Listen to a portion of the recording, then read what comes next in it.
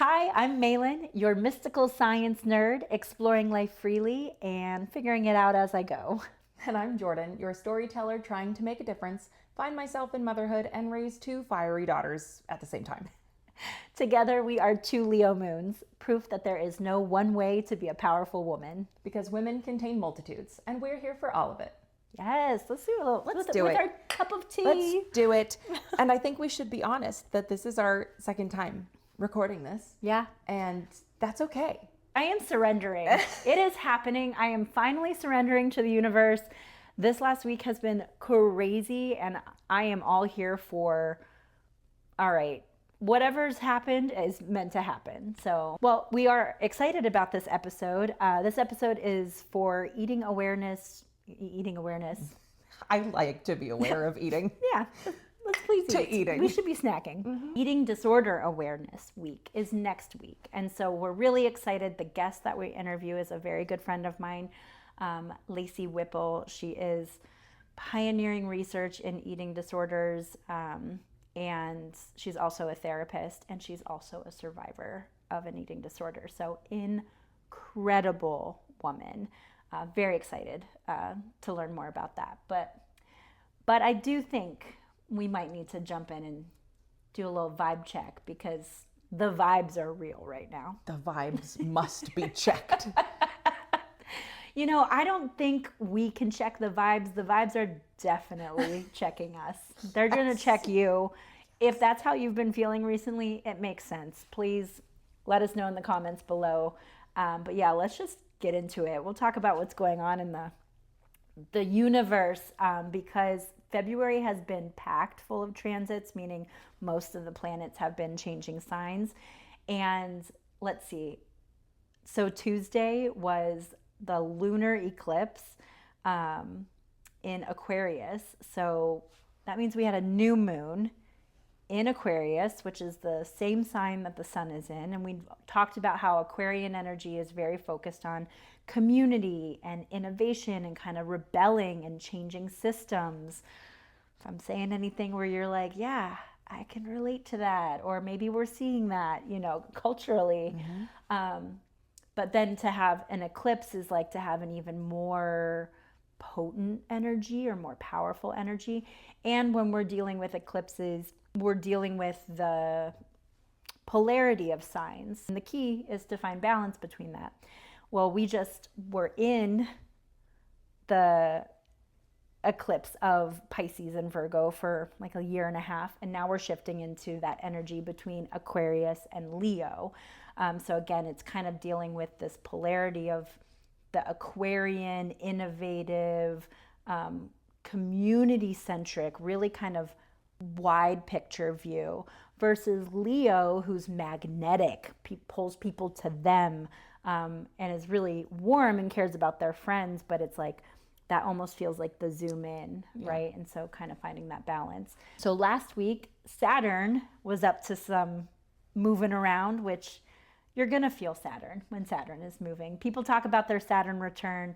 Saturn is the planet of like karmic lessons, boundaries, discipline, pressure.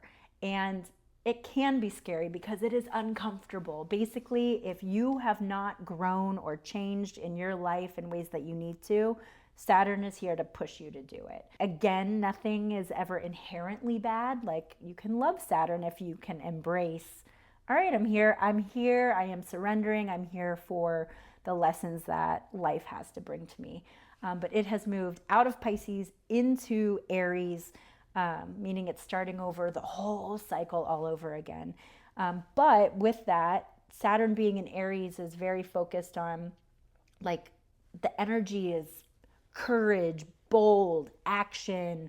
And so I kind of love that we have this Aquarian energy of like, kind of like very cerebral, big ideas.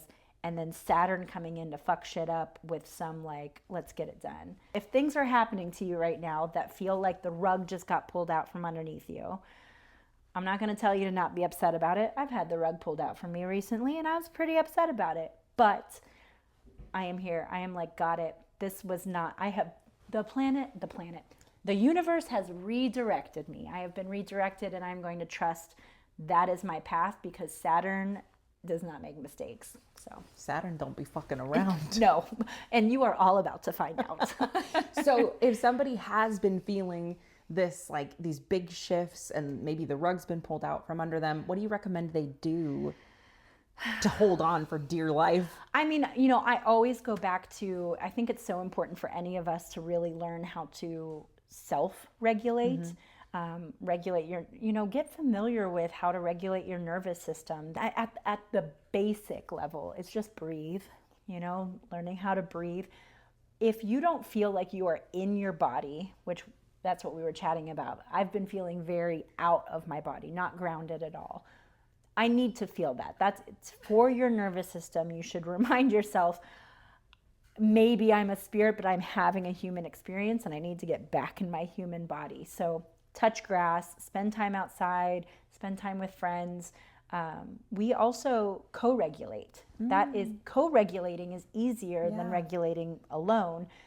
So if you have community, being in person with people, but you know, through breath, through meditation, through exercise, that's a big one. So anything that's going to put you back in your body, remind yourself when you are safe, because the world can feel a little unsafe right now. So, but you can't live in that space all the time. You can remind yourself that while the world is a scary place, in this moment, I'm here and I can still take care of my body. I can still take care of myself. I can take care of my immediate community. Yeah. And you have to take care of yourself and your body in order to give to your community. Yes. If you don't mind, I can take it from here and get into kind of our political vibe check of the moment. So I want to start with a very high level lesson on our executive branch. And I did wonder for a moment if I was qualified to give this lesson. And then I was like, I graduated high school and I could probably speak to it better than the president. So I'm going to do it. And I'm going to talk about the Department of Justice. The Department of Justice exists to enforce federal law. It's supposed to protect our civil rights. It's supposed to check corruption. It's supposed to make sure that the laws that are in place at the federal level are executed across the country. Right now, it is led by Attorney General Pam Bondi. Pam Bondi was appointed by President Donald Trump. So structurally, the Department of Justice is a political entity as a part of the executive branch. And because its leader is appointed by the president, it's political in nature. That attorney general is going to change sides every time a new president sits down in the Oval Office. But historically, the Department of Justice has operated under a norm of independence. So even though there's an inherent political nature to the way that the Department of Justice is ran, they're supposed to not be influenced by politics for every moment after that. So that norm of independence makes sure that the president has nothing to do with the operations, the day-to-day of the Department of Justice. This has not been the case under President Trump.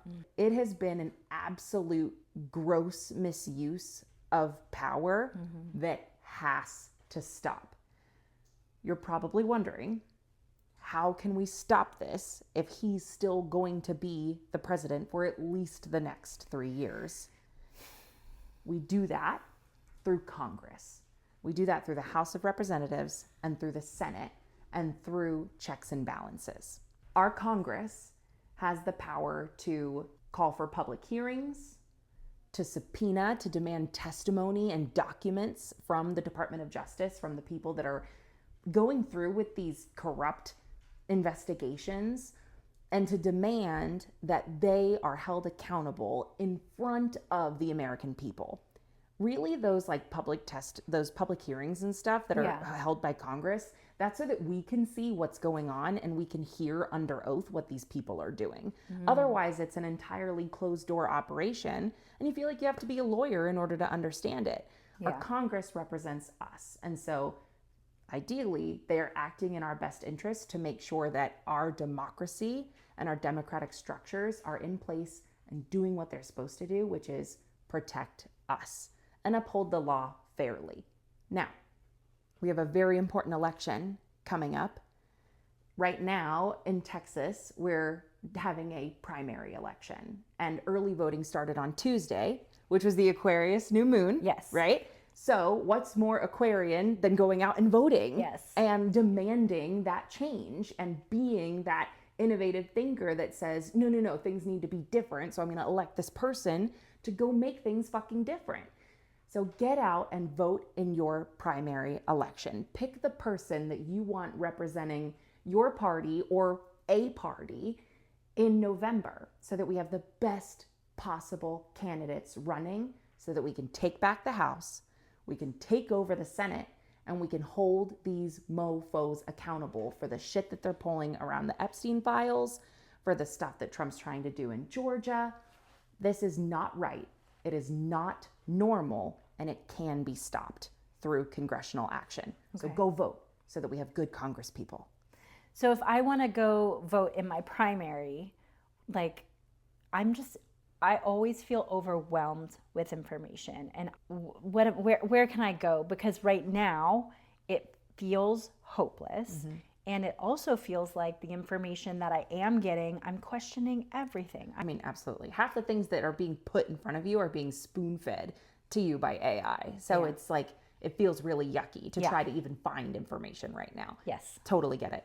First, you have to know what offices are up for election in your primary. So go and get your sample ballot from your county elections department website. Okay. You can download exactly what your ballot would look like if you vote in the Republican or the Democratic primary. So once you get your sample ballot, then I do recommend starting with the candidates' websites. Okay. Just go through and look at their platforms. What issues are they running on? Usually for like, let's say like a state house, somebody that's running for state house, they're going to have 4 main issues that they really care about and that they'll probably have a voting record on that they'll talk about.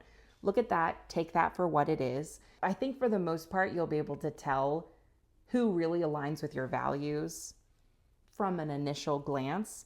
In what you've seen so far, are they running on what we're talking about? Is it in some people's platform to hold the DOJ accountable? Yeah. Okay. Yeah. It's in some people's platform to hold the DOJ accountable. It's in some people's platforms to reform the Supreme Court and put term limits on the Supreme Court. One thing that I'm really looking for right now when I look at especially like these federal candidates is campaign finance reform and making sure that Congress people can't get bought, trade stocks, and like use insider trading information to get rich. Like that seems really kind of basic to me. Yeah, I thought that was already a rule. No. Okay. Yeah. Anyway, if you care about something specific, look for it in their platform. And if it's not listed on their platform, then find somebody who has it there. All right. Well, I've got my single scoop, and you might be able to tell I don't quite sound like myself, at least not to me. I lost my voice because I was so sick last week. I was so sick. Nasty, nasty virus. Absolutely took me out. And it was definitely sad to be single and living alone and to be that sick.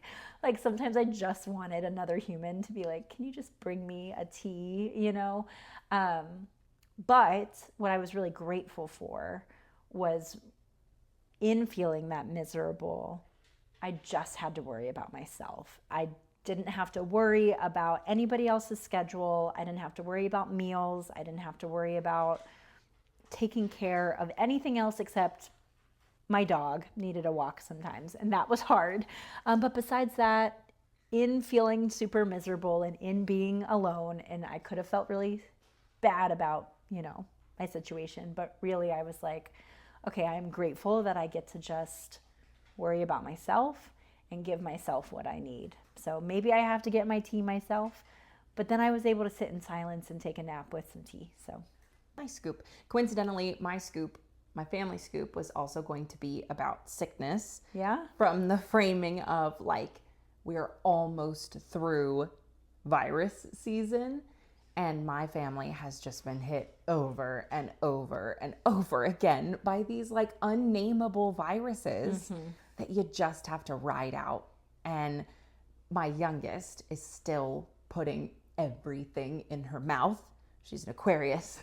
She breaks rules and she brings home germs. Yeah. And so she gets sick, and then I get sick, and then my husband gets sick, and then the oldest gets sick, and then we just start over. Yeah, with the new virus. With the new virus.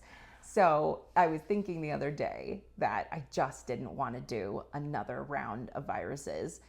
And then I was like, you know what? It's almost over. It's almost March. It's going to warm up. The kids are going to go outside. They can cough into the open air instead of directly into my mouth.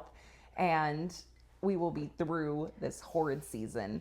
And it's not that kids don't get sick throughout the rest of the year too. It's just not as constant when it's not January and February. So we're almost there. If you are in the trenches with me, I will send you some Tylenol and a good book. Nevertheless, we persist. Yes. Well, since we were talking about health, I think we need our dose of healthy masculinity. That was just an excellent segue. Thank you. 10 out of 10. We are excited to share this, even though we are not the first to share it, because I think a lot of people are celebrating the healthy masculinity of Bad Bunny right now, and we love it. We are here for yes. What'd you think of the halftime show? Oh my God, I was crying. Yeah? I was dancing, and then I was crying, and then I was just so like moved by the art and the dance and the joy. And I speak some Spanish, but I definitely was just one of those people that's like, I speak vibes. Like Yes. I am just here for all of this. And I absolutely loved it. And I have zero regrets not touching the Kid Rock show. Yeah. You know, I really loved it too. And I just had a giant smile on my face. It really was joyful. Yeah. It was joyful, which was so nice. What I was really feeling and what I'm kind of leaning into with Bad Bunny right now is finding out that he's a Pisces stellium.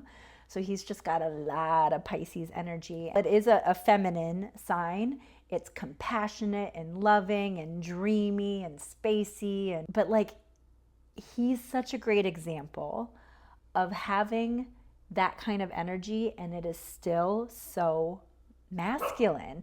Like there's nothing about him where I feel like he's hiding his emotions. Yeah, like absolutely. No, I couldn't agree more. I think that it's so incredible to see an icon like Bad Bunny on stage being the person that anyone, but especially a young man, could look up to. Yes. And say, that is who I want to be, and this is how they live their life. This is how they lead as a healthy man, and to have an example of somebody to look up to is so special. And I'm so grateful right now that it seems like there are a lot of people that are open to embracing this side of masculinity and learning about this side of masculinity and celebrating it even.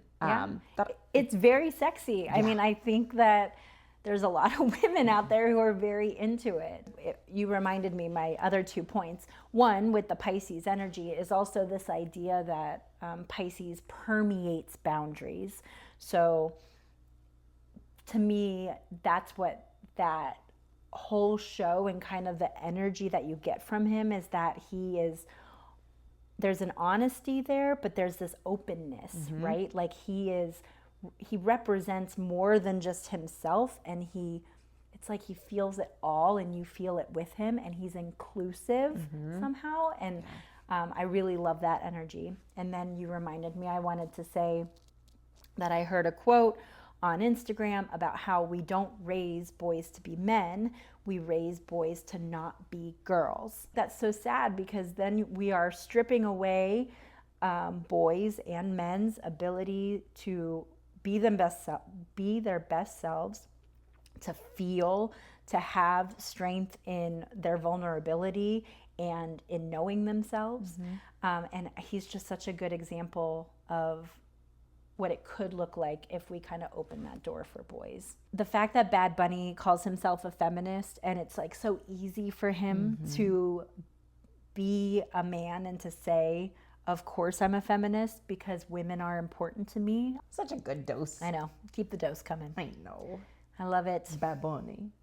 Benito. We're gonna, dive into our topic briefly, which can be really heavy, but I was really excited to share this topic because I do think it's important. But we're actually gonna do a completely separate episode on body image, because that is so layered. We were like, we're gonna have to save that for another time. But for Eating Disorder Awareness Week, we really wanted to focus on learning more about eating disorders, how that's different from disordered eating, and whether you are going through something personally, or someone who is, or maybe just you'll come across it in the future, really wanting to provide some more information, tools, and resources to kind of make this shift away from the stereotypes of an eating disorder. Jordan, what is kind of your experience or thoughts, or what comes to mind from your life when you hear about eating disorders? Yeah. I have had personal encounters with eating disorders through people that are very close to me. And it is a very painful thing to be witness to. And even still, having had a close encounter with an eating disorder, I learned so much through your conversation with Laci. And it's just like opened my eyes to how much more there is to learn, and how grateful I am that there are people out there changing the narrative, breaking the stereotypes, doing the research.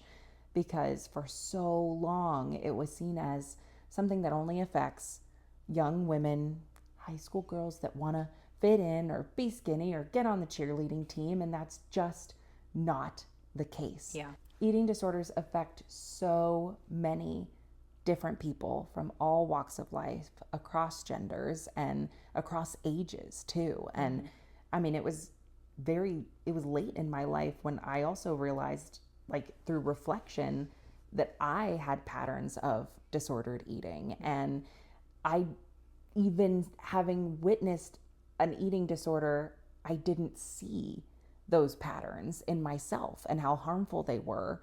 I was losing weight, and that was being celebrated. I guess what I'm trying to say is that, like, even if you have experience with an eating disorder as an individual, or as somebody that you love, or somebody that you've known, there's still so much more to learn. And I'm really grateful that there are people out there like Laci who are doing the work to make it so that people can live healthy and full lives. Yeah.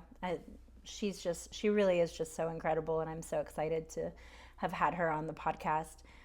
Just a wealth of knowledge from everything she knows through, yes, like her training, but through life. Yeah. She is a survivor of an eating disorder, and I think that makes her an expert in a way that not every expert is. And, for me personally, when I think about eating disorders, I think, of course, I've known multiple people. It really impacted their health. And I think now, just knowing more, I would feel better knowing how to like handle those situations with love and care in a different way. And, an example is directly with Laci, and her and I have talked about this, but we met very young, and I had known her for years, and I hadn't seen her in months. This was a couple years back. And when I saw her, she honestly looked scary thin to me. Like I was like, oh, like a little bit worried at first when I saw her. But what came out of my mouth was, oh my gosh, you look great. You must have lost weight. You look awesome. And that's because that's what we're taught to say, like that's polite. And if someone's losing weight. They're probably trying to lose weight, and you're always, compliment it. And it was a few weeks later that she was hospitalized and almost lost her life. So I carried around a lot of guilt for that. And her and I have talked about it, and eating disorders are not about wanting to be skinny. The actual disorder is much deeper than that and more complex than that. It's an addiction, and I think that that's something that's really important for people to know. So it's not just about girls who are trying to be skinny, like you said, in high school. It is a mental disorder, and it can come up in your life for different reasons. And Laci does a great job kind of discussing that, I feel like.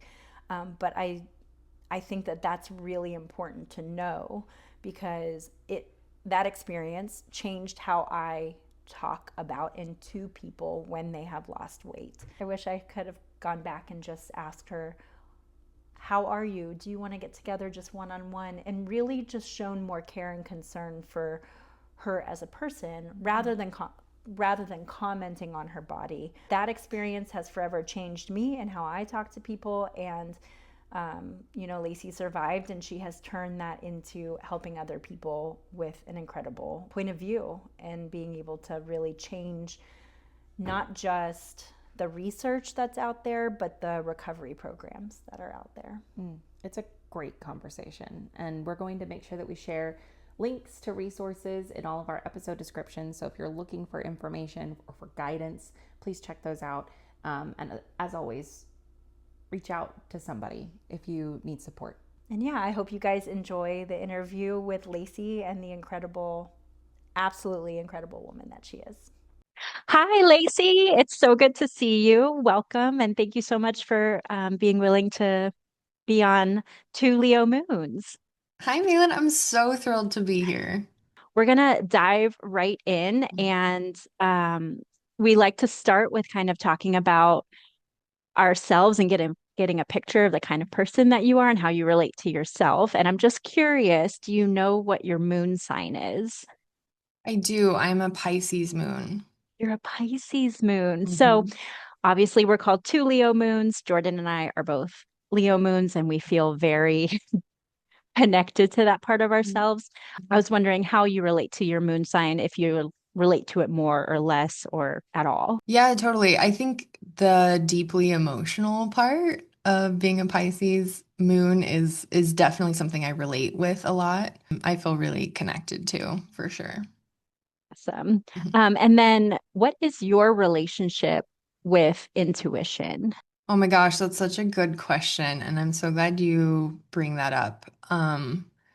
Because I'm certified in what's called intuitive eating, which is very intuition based, and I feel Yeah. like I have kind of a long history with my intuition. I feel like I was in touch with it even from like a really young age. I feel like I was told in a lot of messaging throughout my childhood and even into my adulthood that it's not something I should listen to, and definitely got really good at ignoring it. And now I feel like I'm a lot more in touch with it, and I can't ignore it. And it's always right. That's really interesting that it even relates so closely with your work with intuitive. What is that called? Intuitive eating. It's not like, obviously, it's not a diet. Is it a framework or? It's a framework. Yeah. Okay. It's really good for people who have dieted a lot and they're really miserable from that process. Mm-hmm. But I think even on like a clinician level, I feel like my intuition outside of the eating part, that is something that I lean on heavily. We call it like our clinical intuition, like following our gut. Oh, Yeah. So I there's didn't. a lot of It, logic. Yeah. yeah, it even has a clinical term. hmm Interesting. Very cool. hmm All right. Well, I do want to dive into our topic. And to me, you're so many things, and I know you do so much, but if you could share a little bit about who you are and the work that you do for those who are meeting you for the first time. Yeah.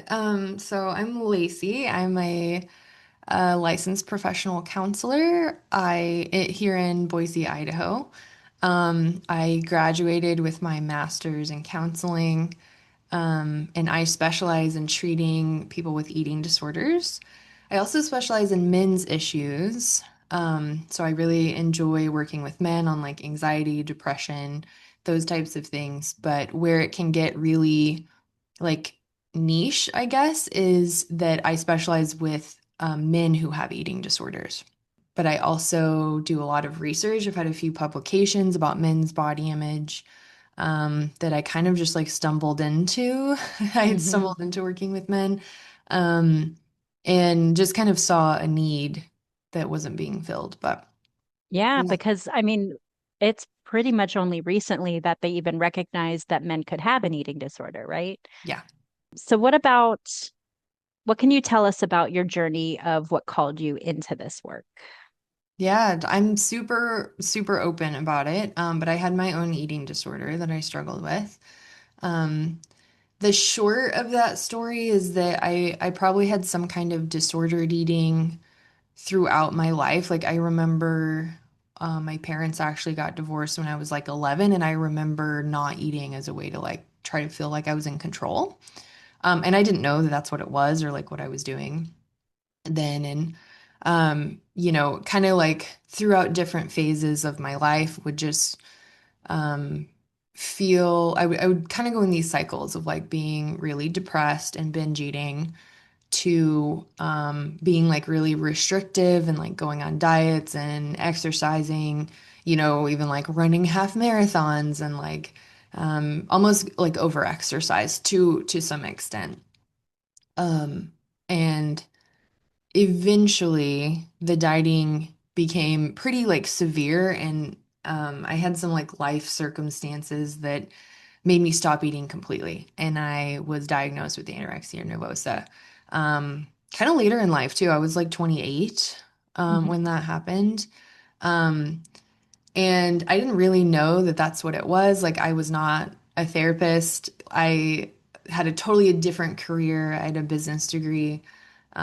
And I was working in the corporate food industry, event planning, things like that. And I ended up kind of having to like quit my job, really focus on recovering. And I ended up recovering like physically, like the weight restoration part on my own. Um, and looking back, like, and what I know clinically now, how dangerous that actually is, not Mm, having like medical supervision of that. But I physically had recovered, but like your brain is kind of the last thing to repair itself in that whole process. And so physically I looked okay, but mentally I was not okay. And so I actually went to treatment for an eating disorder, but even though like I wasn't having a hard time eating at that point, but it was mainly because I was having extreme panic attacks, and mm. I was very suicidal and almost felt like I had ruined my life over that year that, I was struggling with anorexia. And so it was just very much like I need to work on the mental part of this by the time I went to treatment. Mm. And so recovering from that, leaving treatment, I was like, I didn't think I was going to make it out alive from that situation, and I really wanted to help other people um, know that it was possible. Because you have firsthand experience, what is the difference between, I guess, clinically? Maybe you can answer clinically and also anecdotally, Mhm. maybe your opinion if you're comfortable sharing the difference between like dieting and healthy exercise versus a disorder. No, I love that question and talking about that topic. Um, so disordered eating, it's kind of like to understand it's separate from an eating disorder, but an eating disorder always encompasses disordered eating. Okay. Disordered eating doesn't automatically mean you have an eating disorder. I think a lot of diets become disordered eating, and they really are. It's Mhm. cutting out food groups, it's restricting calories, really any restrictive calorie diet would be disordered. Um, because there's a lot of science that I could go into in terms of like how our bodies respond to restriction. Hmm. But it is not like a long-term thing that our bodies can even manage or maintain. Our bodies don't work the way that we think that they work. And I'll give a few examples of why that is. I mean, there's a ton of research that dieting does not work. People who go on diets, multiple throughout their life, typically gain more weight than they would have if they never went on a diet. There's also a ton Wow. of research. Yeah, there's also a lot of research in the like health at every size realm, which is kind of a a framework that we would hope that the medical system would kind of transition to, but basically that a lot of the diseases that we have associated with weight, like heart disease or diabetes or cholesterol, those types of things, that those are actually not connected to being at a higher weight. They're connected to yo-yo dieting, gaining and losing weight over our Oh, lifetime. So wow. if you're at a higher weight and you maintain that throughout your life because you don't gain and lose, you are less likely to have those. I call them lifestyle diseases. We used to call them weight related diseases, right? Hmm. So there is actually a lot of research on that. Um, Wow. yeah. So just like Hmm. those two things is like huge.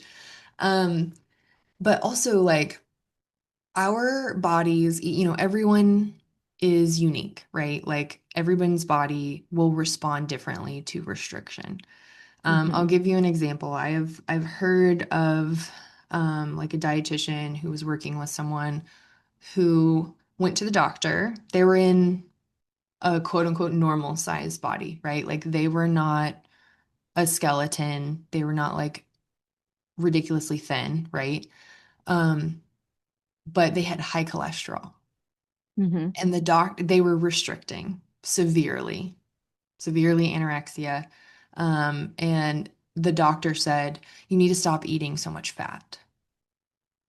So their body was responding to restriction with high cholesterol. Like that Hmm. was just how it manifested. And then the doctor not having any insight into how how they were eating, it's like, okay, well, I'm not eating any fat because I'm not eating anything.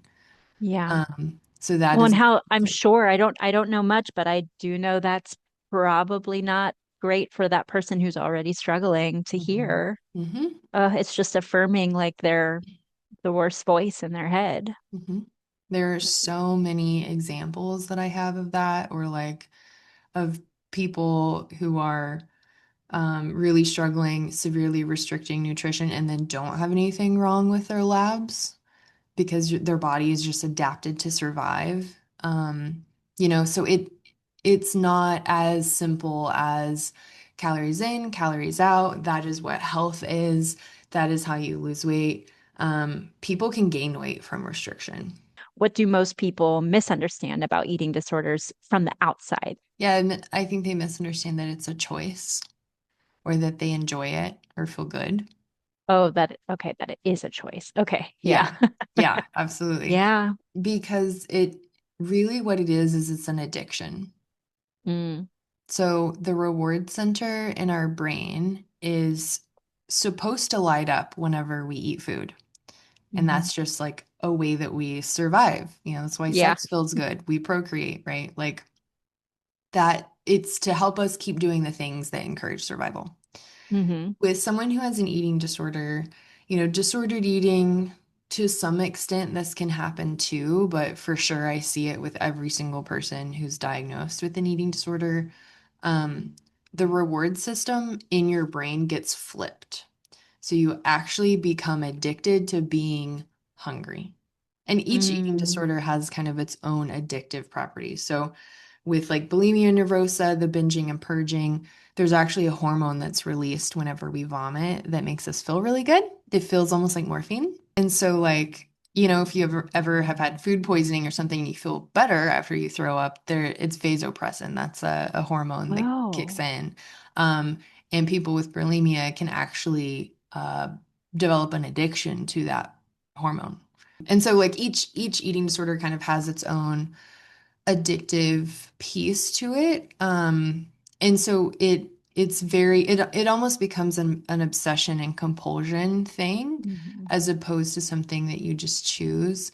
I also think that people assume it's about the food or about their body, and it's also not. Um, Is what it's about different? Or I've heard like it's about control, but is that kind of limiting what it's about? yeah, I mean, and I mean, a need for control can manifest in like so many different ways, right? Like Hmm. whatever it is you're trying to control, but absolutely it's always about controlling something. I think statistically, about half of people who have eating disorders also have a substance use disorder.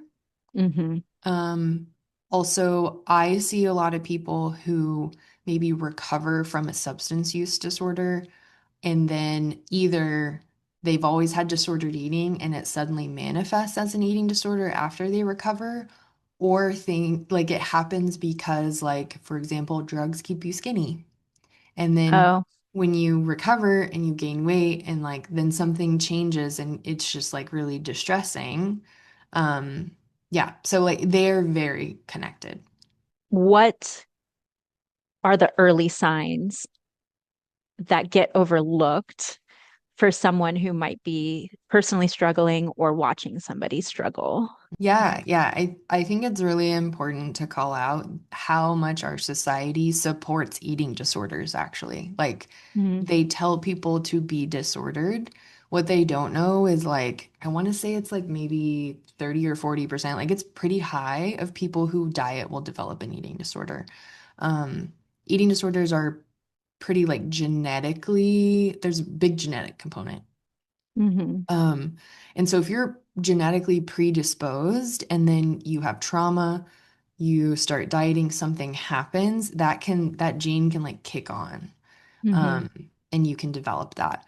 But the world tells everyone like, hey, cut out food groups, follow the keto diet, follow like whatever, right? Do these things that are really disordered. You're a bad person if you don't, Hmm. right? Like this is Yeah. good to be thin and quote unquote healthy and whatever. And you're failing or you're bad if you don't. Hmm. So, yes, on a societal level, I mean, something has to change. We saw a change for a little bit, like the body positive movement, and Yeah. it became less severe. And now I would argue historically we know that women start getting more disordered and the focus becomes on being thinner when we're in conservative um, realms of power. So Yeah. kind of shifting back into that eating disorder question of like, how do we know that we're breaching into eating disorder territory, right? Hmm.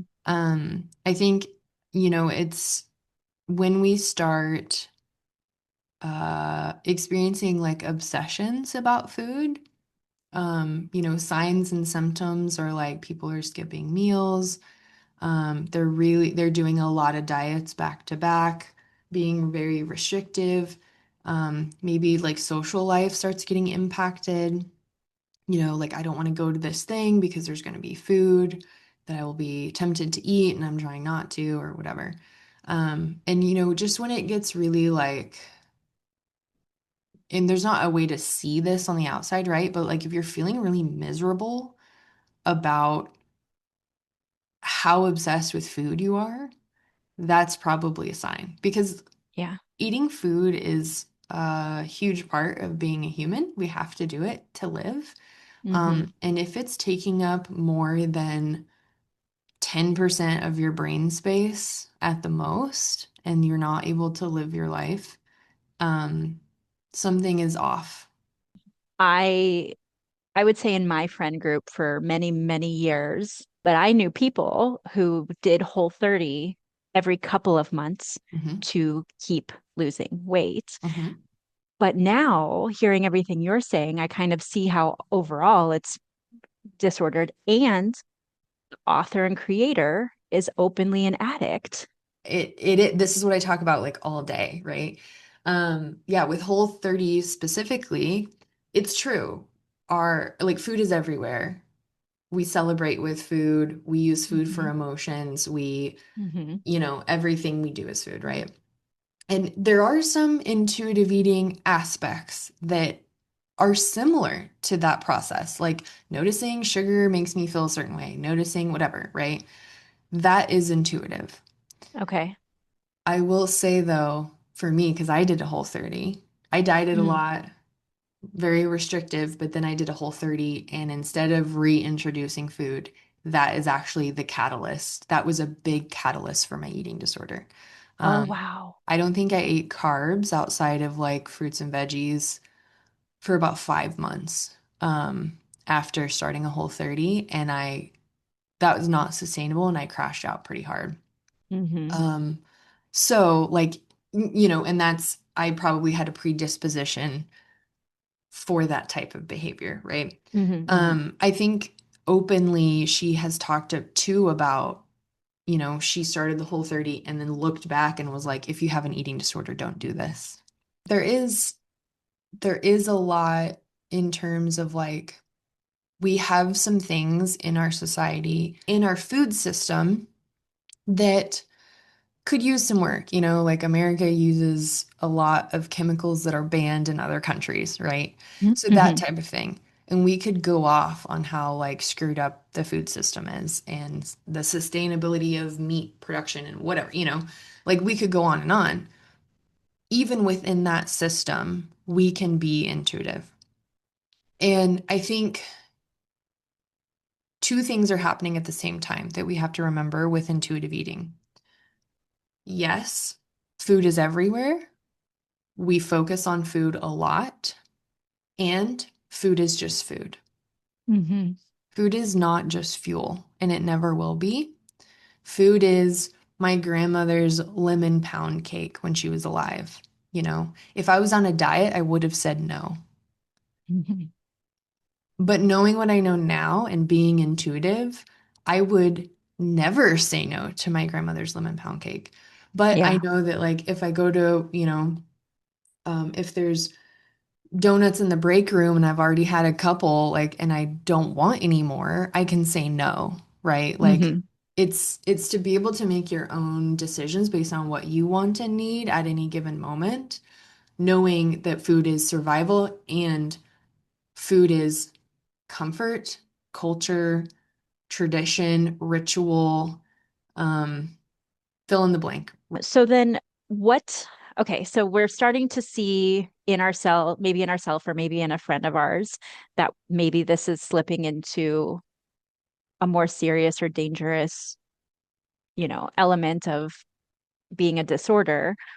What support makes the biggest difference and what support does not help that people think helps?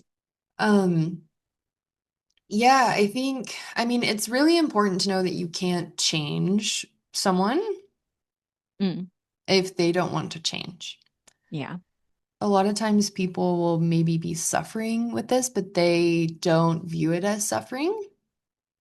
And you saying, like, hey, I noticed that you're losing weight, like, you gotta get it together. This is not okay. That type of stuff would probably be the most unhelpful. Mm, And even like asking, I think this is actually a big one. Asking, like, have you eaten today? What was the last thing you ate? Like getting really like nitty gritty with people, right?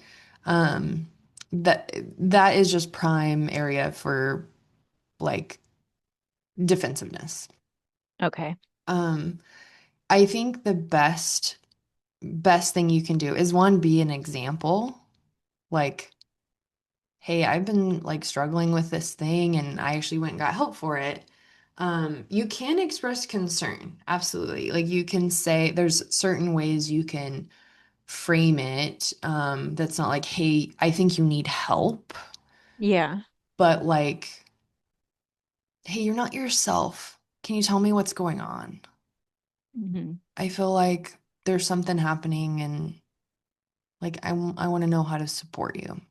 we've kind of touched on this. I know that you talked about that it's pretty new to even consider that men can have an eating disorder, but what are the biggest gaps in eating disorder treatment or research? And how does that relate to maybe your work or just in general work that you're hoping gets done?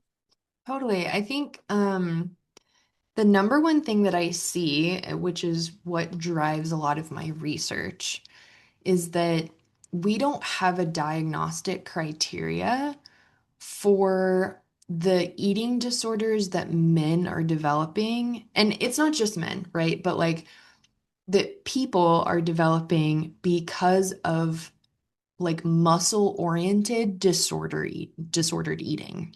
Mm, So like this protein maxing, cutting and bulking that gets really cyclical and severe and mhm, obsessive and like controls their life.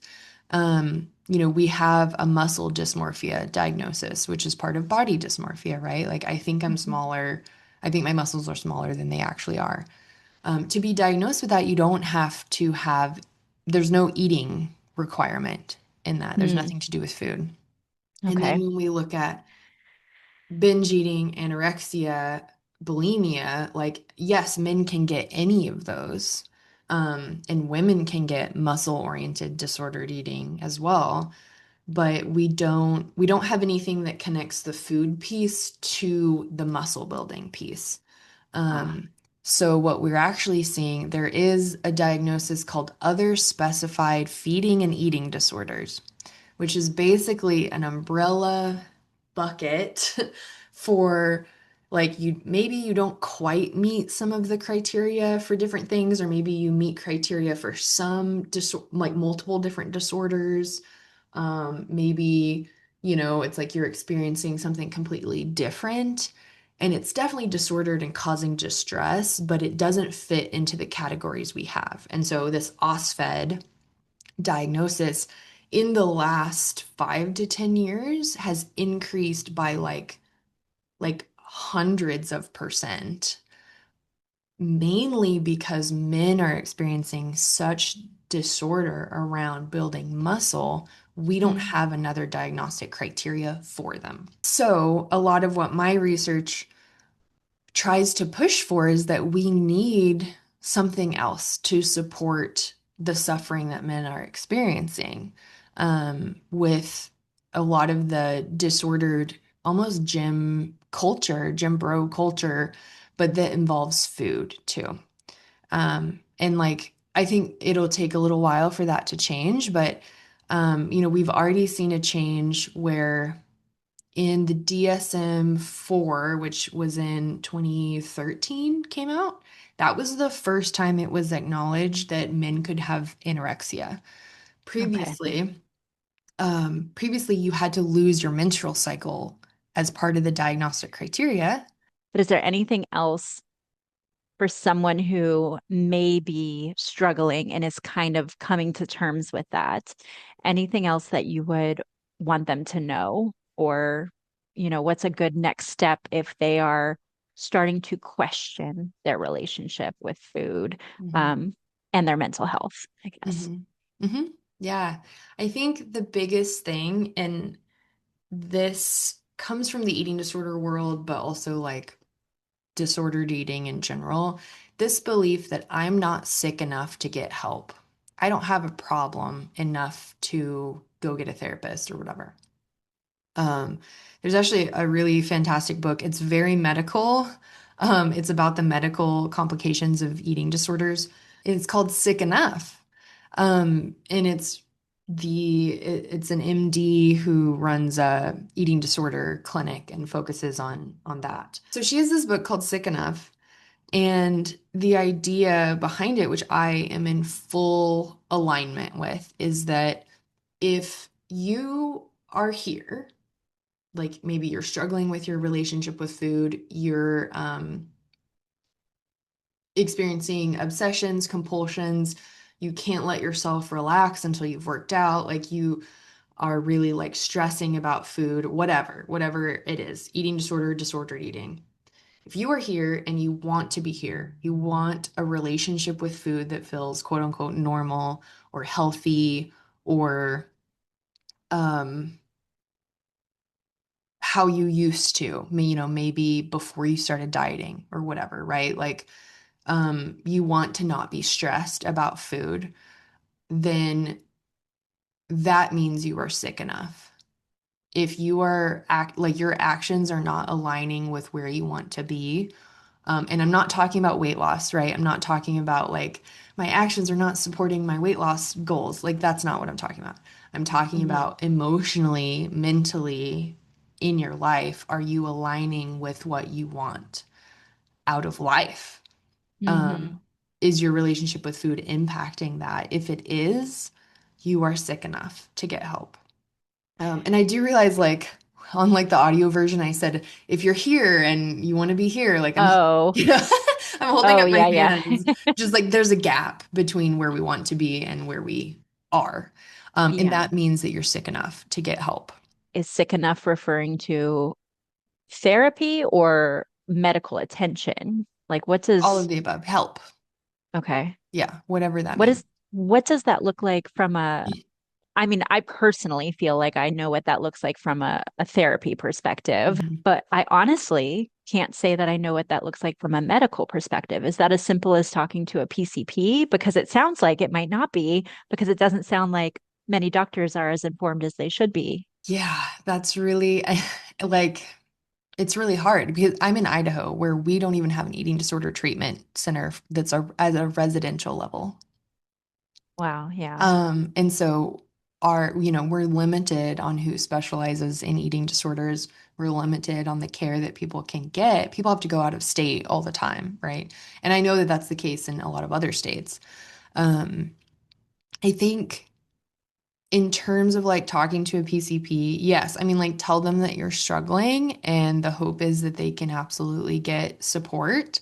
But I would specifically look for medical doctors, dietitians, and therapists who say that they specialize in eating disorders, but not just like, oh, it's a checkbox on their Psychology Today, but they are active in, maybe eating disorder advocacy or awareness.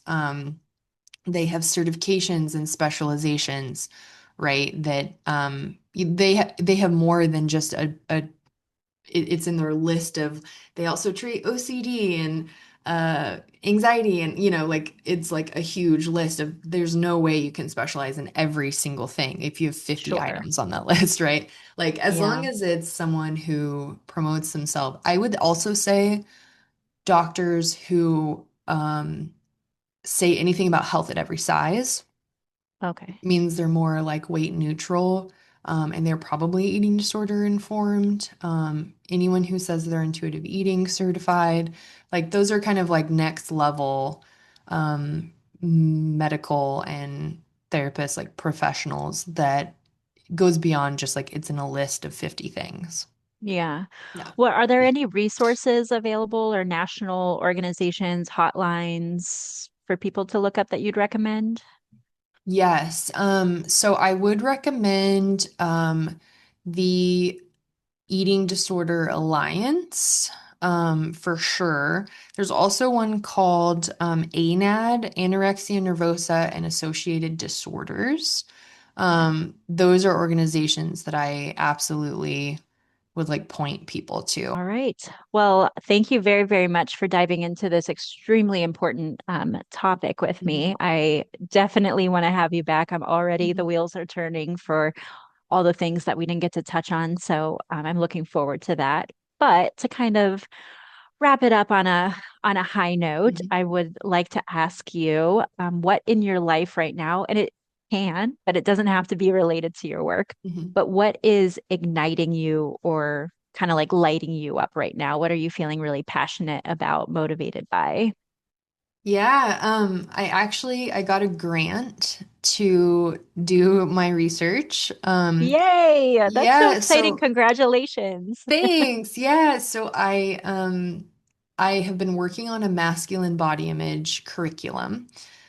because in the research, like we know that there are basically curriculums for like schools or, colleges, things like that, that focus on female body image, like eating disorder prevention type work.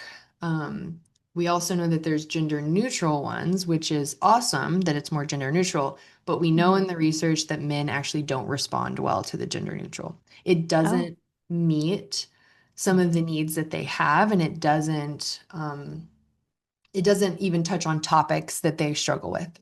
okay. So knowing that that is the case, and I saw that gap, I started creating a masculine body image curriculum, which is if I can get it to be nationally available, and that's my goal, it will be the first male body image curriculum in the United States that is widely available. Wow, incredible work. That's amazing, Lacey. I'm very excited for you, and I'm so excited to see just, this cultural shift that we're talking about. I just see you as kind of like really pioneering the way and helping that shift happen. And I'm so grateful to know you and so grateful that you're sharing this incredible knowledge and skill set with the world. So amazing. Thanks. I also want to ask, who is a woman who, and I'm sure there's many, but who is a woman that has inspired you? Definitely my best friend Amanda. She's in Texas. She is killing it, working her way up in the company that she's working at. She's a mom of two boys. She is killing it. And then Love she's it. still just like such an incredible, supportive friend. How can listeners find you, support your work, or stay connected? Yeah, I have a LinkedIn, Lacey Whipple, LaciWhipple. My Instagram is at Laci Janae, LaciJanea, and you can reach out to me there. Um, yeah, otherwise, like I have a Psychology Today, but you'd have to be in Idaho to Yeah. to reach out for me as a therapist. But yeah, happy to be in touch in those other ways. All right. Well, until next time, thank you very, very much. And I hope you have a lovely rest of the day. Thanks, you too.